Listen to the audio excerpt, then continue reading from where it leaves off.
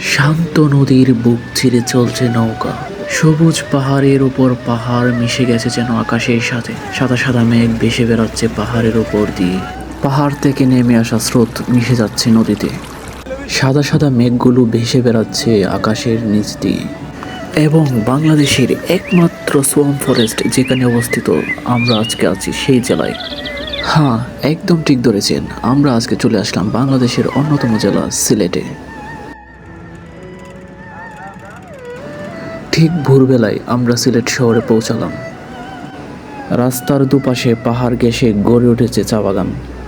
এই সবুজের সমারোহ দেখে আপনার সারা রাতের ক্লান্তি জুড়িয়ে যাওয়ার জন্য যথেষ্ট। কাজেই যাত্রাপথে প্রকৃতির ঘ্রাণ নিতে আমার ভুল হলো না। এখন সকাল 8টা আর আমরা পৌঁছে গেলাম রাতারকোল সোয়াম্প ফরেস্টে। শুরু হলো মুষলধারে বৃষ্টি। বৃষ্টির দিন এখানে 20 টাকা করে ছাতা ভাড়া পাওয়া যায়, আর সেই ছাতা ভাড়া নিয়ে আমরা চলে আসলাম নৌকার কাছে। প্রতিটি নৌকার ধারণ ক্ষমতা 6 জন।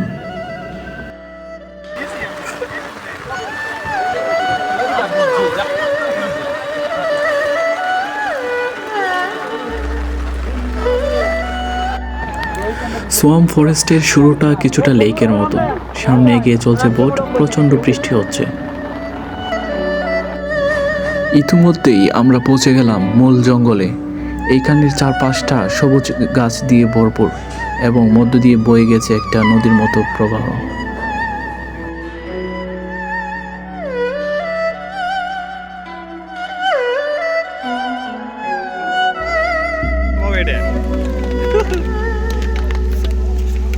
This is amazing forest, so let's enjoy it.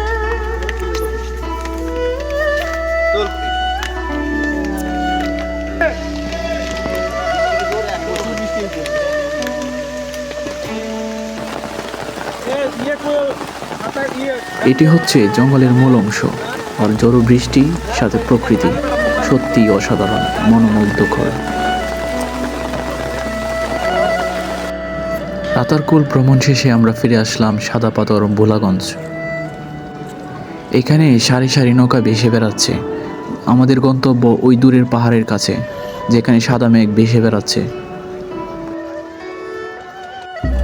আমরা একটি বোট রিজার্ভ করলাম, যার মাধ্যমে আমরা সাদা পাথরের গন্তব্যে পৌঁছাবো।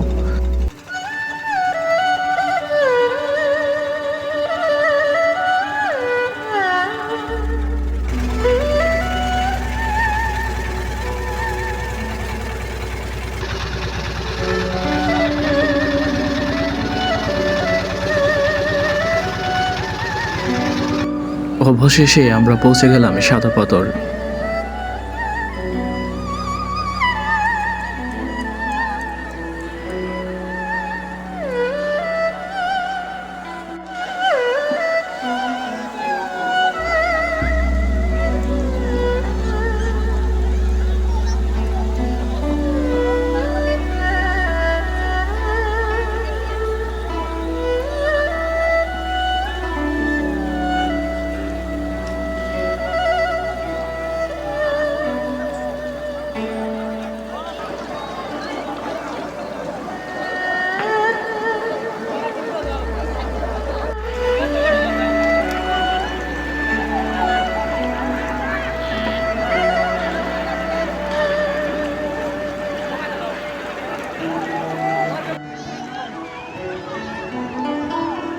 সবাই রে বেটা।